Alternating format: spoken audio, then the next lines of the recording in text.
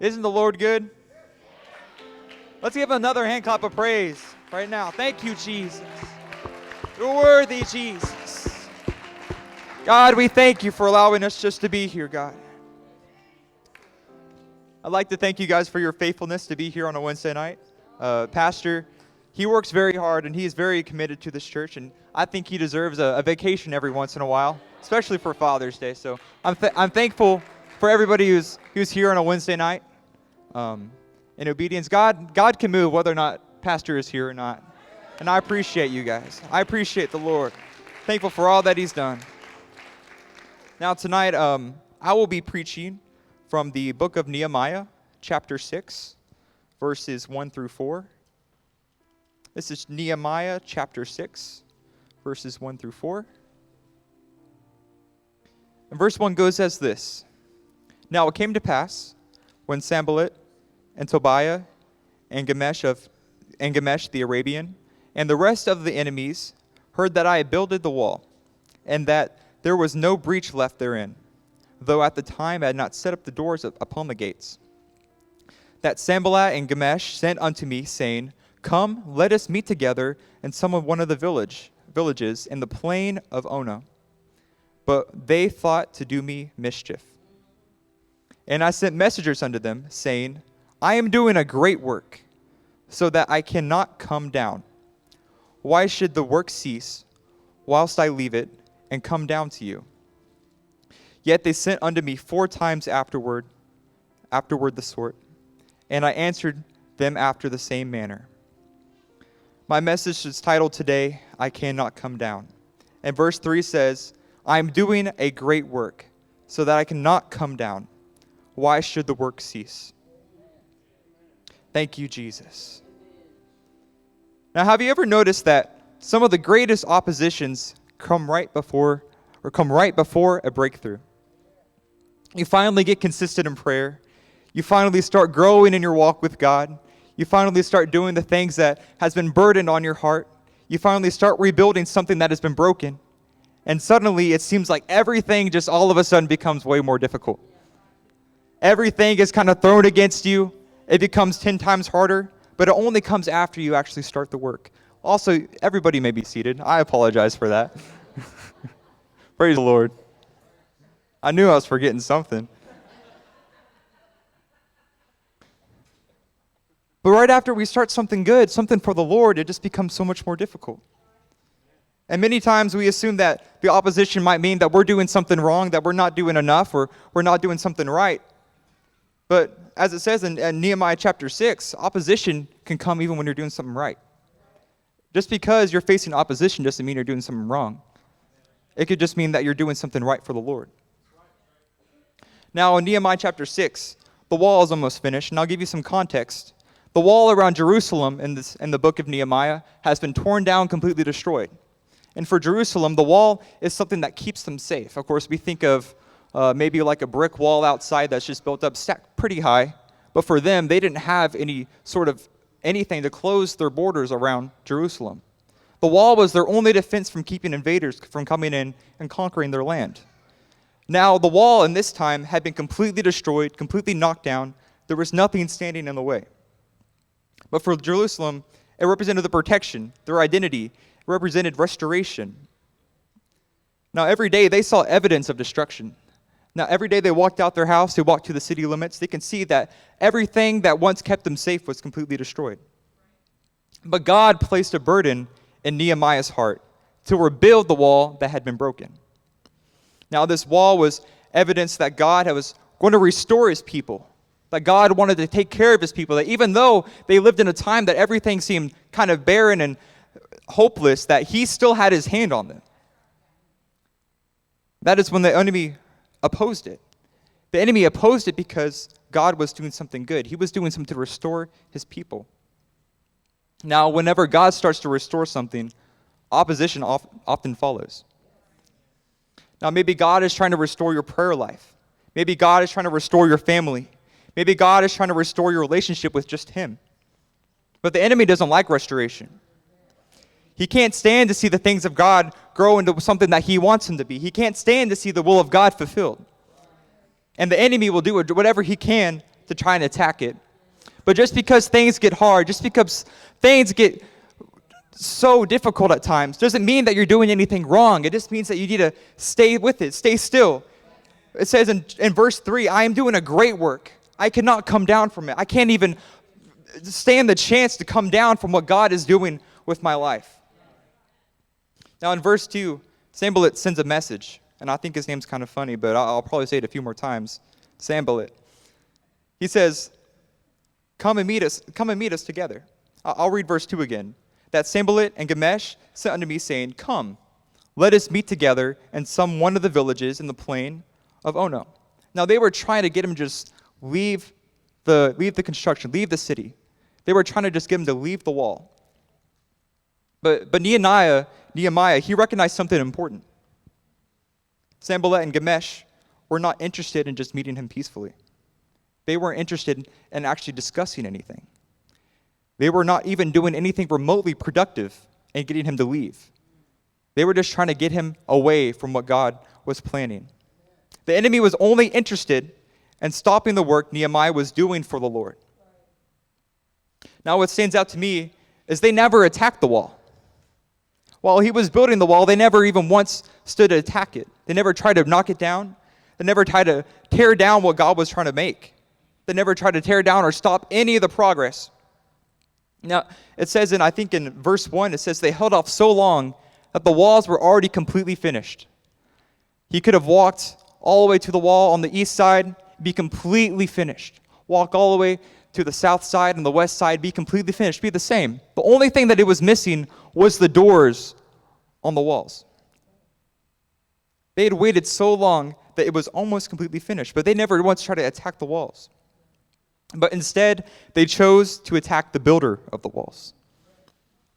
They understood that if they could get to Nehemiah, if they could get him away from the wall, eventually everything will be put to a stop. It would never be finished. Many times, he doesn't directly attack what God is building. The enemy doesn't always directly attack what God is building. He attacks the person that is building it. He attacks our focus. He attacks our consistency.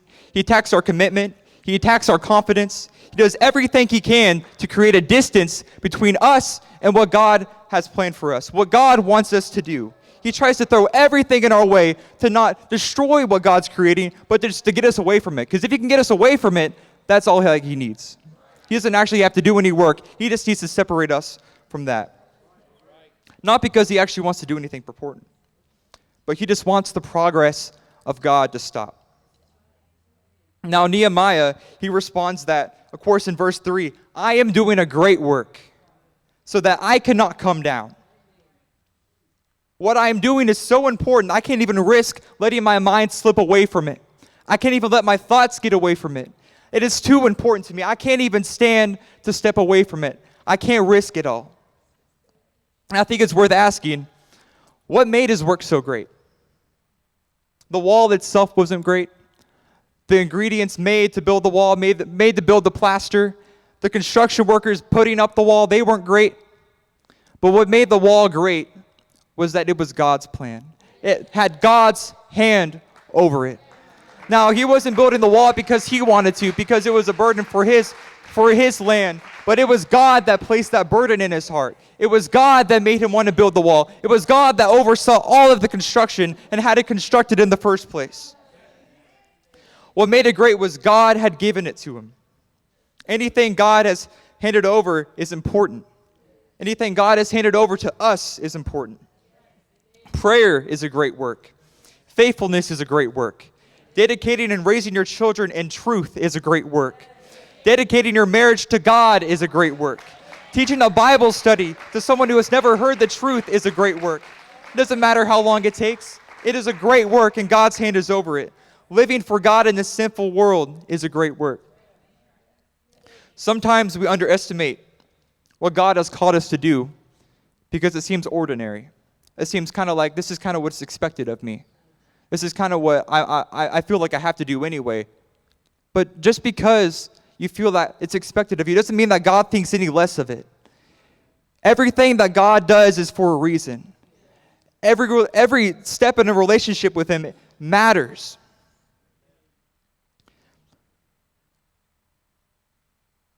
Praise the Lord. But just remember, if God has given it to you, it matters. We need to protect everything that God has given to us. Everything. We need to put such a value in our walk with God that when we have any sort of distraction, any temptation that comes against us, we say, I am doing a great work. I cannot bear to come down. Anything that comes against us, comes against our mind, comes against our thoughts, we have to immediately stand and think to God and say, I am doing a great work. I cannot bear to come down. I can't bear to stand against that. I can't bear to, even for a second, let my intentions slip.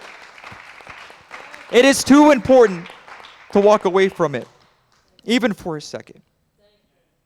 In verse 4, it says that they sent the request 4 more times after the initial invitation.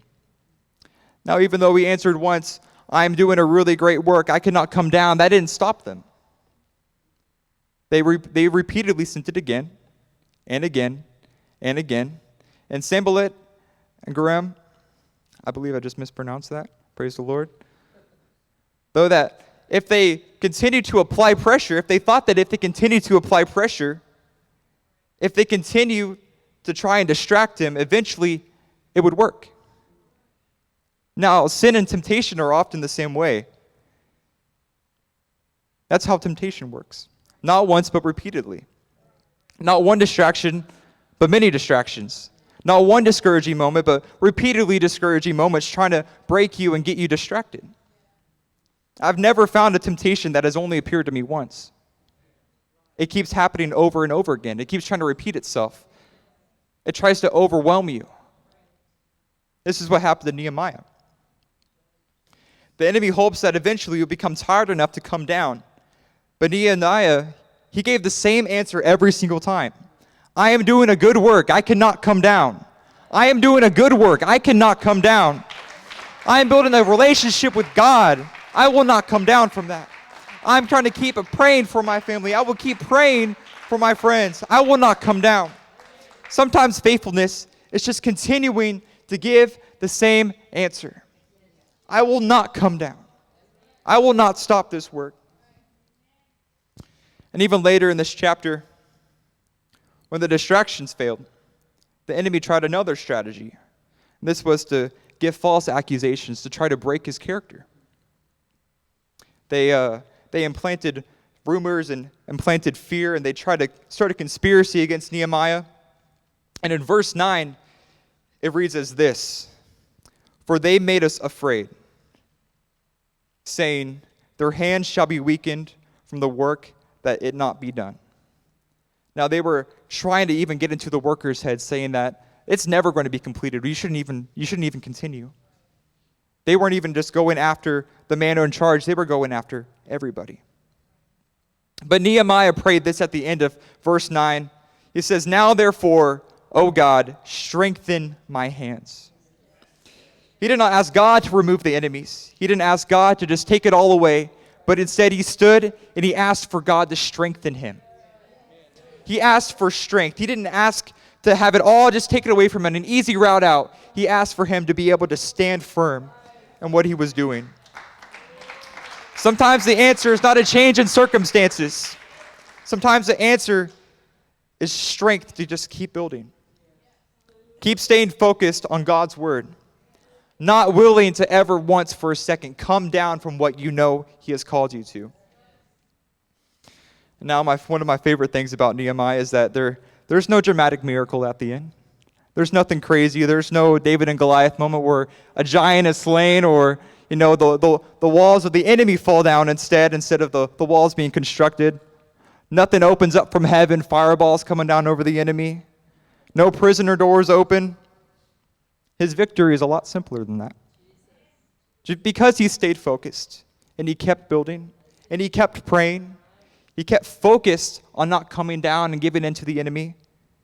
And because he remained faithful, the wall was eventually finished. Sometimes our victory is just the will of God being completed. Doesn't have to be anything grand, doesn't have to be anything dramatic. Doesn't have to be anything that pleases the flesh, pleases us over the pleasing God. The victory is just God's will being fulfilled. At the end of the chapter, The wall was completed. The doors were put up. Everything was finished, and Jerusalem was safe. And as I come to a close, every person here is building something. You may be building a prayer life. You may be building a stronger marriage. You may be building consistency in your walk with God. And you may be rebuilding something that was broken before. It doesn't matter what it is. The enemy may not be trying to destroy it, but sometimes he is simply trying to distract you from it. So when the distraction comes, don't come down from it. When discouragement comes, don't come down. When fear comes, don't come down. Keep building what God has called you to build. Be like Nehemiah. Determine in your heart, I am doing a good work so that I will not come down.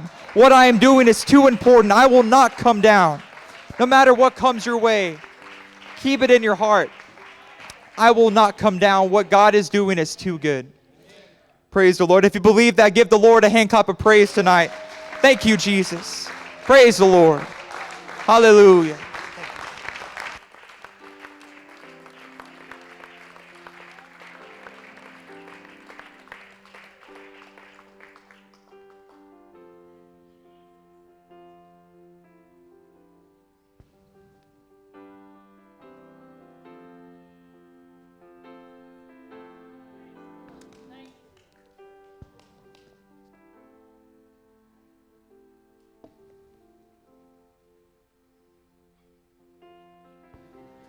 Amen, amen.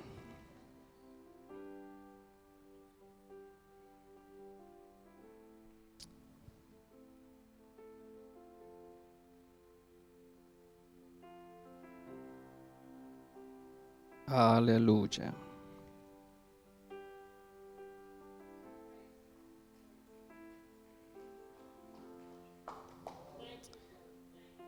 Amen, amen. Amen. Beautiful word, Brother Gavin. Amen. Thank you.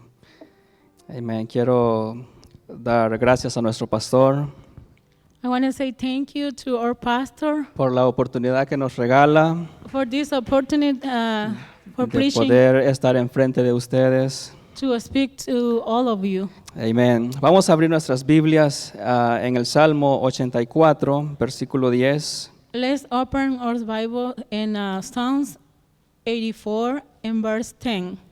Amén. Cuando lo tengan pueden decir un amén. When you have, just say amen. Salmo 84, versículo 10. Psalms 84 and verse 10. Amén. Dice la palabra de Dios así en el nombre de Jesús. Porque mejor es un día en tus atrios que 1000 fuera de ellos. Escogería antes estar a la puerta de la casa de mi Dios que habitar en las moradas de maldad. Verse 10, for a day in thy court is better than 1,000. I had rather be a doorkeeper in the house of my God than to dwell in the things of wickedness. Amén. Diciendo un amén puede tomar asiento. Just saying amen and take a seat. Amén. Aleluya. En un mundo donde lo urgente muchas veces reemplaza lo importante, In a world where the urgent often replaces the important, y donde las prioridades espirituales son desplazadas por distracciones cotidianas, in where spiritual priorities are displaced by daily distraction, el Salmo 84:10 Psalms 84:10 nos ofrece una poderosa invitación offer us a powerful invitation a volver a enfocar nuestro corazón, to refocus our heart, porque es mejor un día en tus atrios que 1000 fuera de ellos. for a day in that court is better than 1,000. Amén. Estas palabras son un testimonio del alma This word bear witness to a soul que ha descubierto el valor that has discovered the incomparable de la value presencia de Dios. of God's presence. ¿Qué significa esto? What does this mean? Y cómo puede transformar nuestras perspectivas sobre la adoración And how can it transform our perspective and watch it, La comunión y el verdadero deleite fellowship, and the true delight que solo se encuentra en nuestro Dios. find only in God? Y la pregunta es, ¿anhelamos verdaderamente estar en su presencia? The question is, do we truly long to be in His presence? ¿O hemos caído en la rutina sin pasión ni sed por el Dios vivo? Or have we fallen into a routine devoid of passion or thirsty for the living God? Amén. El gozo de estar en su presencia. The joy of being in His presence. Mejor es un día en la casa de Dios. A day in the house of the God is better. Amén. En nuestro caminar con Dios In our walk with God, enfrentamos numerosos desafíos we face numerous challenges que nos buscan desviar nuestra atención espiritual. that seek to divert our spiritual attention. Pero el Salmo 84:10 But Psalms 84:10 nos recuerda lo incomparable bendición de estar en los atrios del Señor. remind us of the incomparable blessing of being in the court of the Lord. Amén, aleluya. Ese versículo This verse refleja un anhelo profundo reflects a deep longing con una convicción firme del salmista. and firm conviction of the part of the psalmist. Amén. No hay mayor privilegio que habitar, There is no greater privilege than to dwell, aunque sea por un solo día, en la presencia del Señor. even for a single day in the presence of the Lord. A través de esta declaración, Through these declarations, somos invitados a evaluar nuestra pasión y deseo espiritual. we are invited to examine our spiritual passion and decide it. Amén. Anhelamos estar en la iglesia solo por costumbre o porque realmente buscamos al Dios vivo. Do we long to be in church merely out of habit or because we truly seek the living God? Anhela mi alma ardientemente, desea los atrios de Jehová. My soul yearns and ardently desire the court of the Lord. Quienes hemos experimentado la gloria de Dios Those of us who have experienced God's glory en el templo de oración, and the house of prayer, sabemos con certeza know we certainly que no hay un mejor lugar en la tierra que estar un día en su presencia. that there is no better place on earth than to spend a day in His presence. Amén. Todo lo demás se vuelve secundario. Everything else becomes secondary. La vida cobra su verdadero sentido Life take on its true meaning cuando adoramos con todo el corazón, when we worship with all our heart, el alma y el cuerpo al Dios que vive y reina para siempre. with all our heart, soul, and body, the God who lives and reigns forever. Aleluya.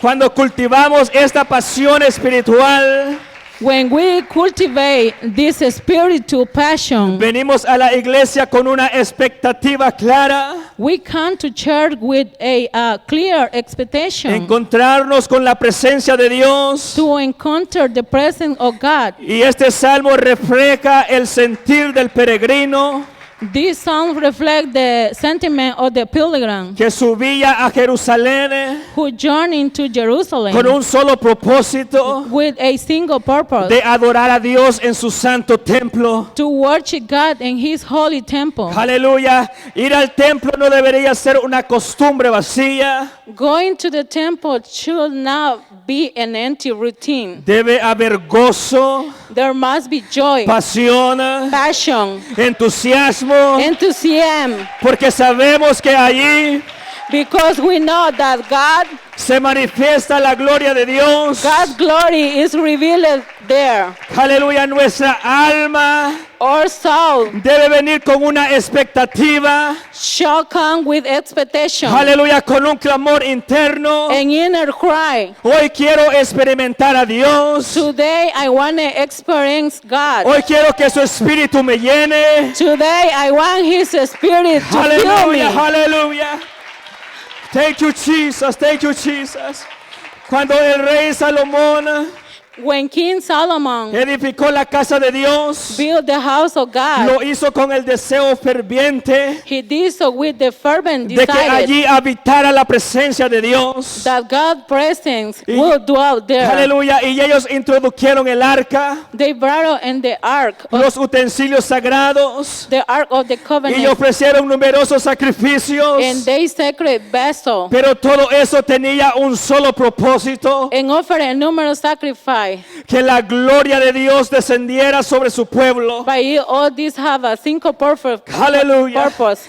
Y así fue. For the glory of God descend upon his people. And Hal- so it happening. Y una nube llenó la casa que Salomón había construido. A cloud filled the house of Solomon had built. Aleluya. Y la gloria de Jehová cubrió por completo. And the glory of the Lord covered it completely. Y la pregunta es: ¿por qué? And the question is why? Porque había en ese lugar pasión. Because there was passion, Aleluya. Había reverencia. reverence, Y había hambre de Dios. and hunger for God. Aleluya. Y ahora la pregunta es para nosotros: And now the question is for us. ¿con qué actitud venimos a la casa de Dios? With what attitude do we come to the house of Tenemos God? esa pasión, esa misma pasión, Do we have the same passion, esa misma expectativa. the same expectation? Aleluya. Cuando venimos a la iglesia sin pasión, When we come to church without passion, sin reverencia, without reverence sin anhelo, or longing, algo no anda bien en nuestras vidas. something is amiss. Aleluya. No hay nada más valioso, There is nothing more valuable, aleluya, más glorioso, glorious, más transformador or que transformative sentir la presencia de Dios that sensing God's presence moviéndose en nuestro interior, moving with us, tocando nuestras vidas, touching our life, quebrantando nuestro corazón, breaking our hearts, aleluya, renovando nuestras fuerzas, and renewing our strength. aleluya. Clap your hand and aleluya. Aleluya, aleluya, aleluya. Oh, aleluya. Aleluya. Cuán importante es recuperar ese deseo ardiente How important is to regain that burning desire por los atrios del Señor. for the core of the Lord. Aleluya. Que no se nos haga común Let us not take being in His presence for estar en su granted presencia. for every opportunity. Aleluya, que tenemos For every opportunity we have para adorarle es un privilegio divino to worship His is a divine privilege. que debemos valorar con todo nuestro corazón. We must cherish with all our hearts, Anhelar la casa de Dios. longing for the half of the God, Aleluya, sed por su presencia. thirsting for His presence. Aleluya. Israel estuvo en cautiverio Verse 6, Israel in captivity, y aún en medio del cautiverio even amidst captivity, y en la aflicción, in affliction, el pueblo de Israel no perdió el anhelo por estar en la casa de Dios. the people of Israel did not lose their longing for the house of the Y Lord quiero of que the God. veamos Salmo 137, Let's read Psalms 137, versículo 1, 5 y 6. verse 1, 5, and 6. Aleluya. Junto a los ríos de Babilonia, allí nos sentábamos y aún llorábamos, acordándonos de Sión. Verse 1, by the rivers of Babylon there was sat down, yea, we weep when we remember Zion. 5. Si me olvidare de ti, oh Jerusalén, piedra de mi diestra, pierda mi diestra su destreza. Verse 5, if I forget thee, O Jerusalem, let my right hand forget her cunning. Mi lengua se pegue a mi paladar. Verse 6, if I do not remember thee, let my tongue cleave to the roof of my mouth. Aleluya, And I prefer aleluya. not Jerusalem, avoid my chief joy. Se registra su dolor con estas palabras, acordándose de Sión. Record their sorrows with those words. El templo destruido, Remember Zion, Aleluya, la adoración interrumpida. the destroyed temple, La adoración interrumpida. the interrupted worship. La distancia no fueron suficientes para apagar la sed espiritual. And the distance were not enough to quench their spiritual thirst. El pueblo seguía suspirando por volver a los atrios del Señor. The people continued to yearn to the return to the court of the Lord. Su llanto no era solo por una tierra, Their weeping was not merely sino por for la a land, pérdida del acceso a la presencia de Dios. but for the loss of access to the presence of God. Aleluya. Y hoy tenemos un privilegio que no debemos desperdiciar. Today we have a privilege we must not squander. Nosotros hoy tenemos algo que muchos Today we possess something that many en el del Antiguo Testamento solo podían anhelar.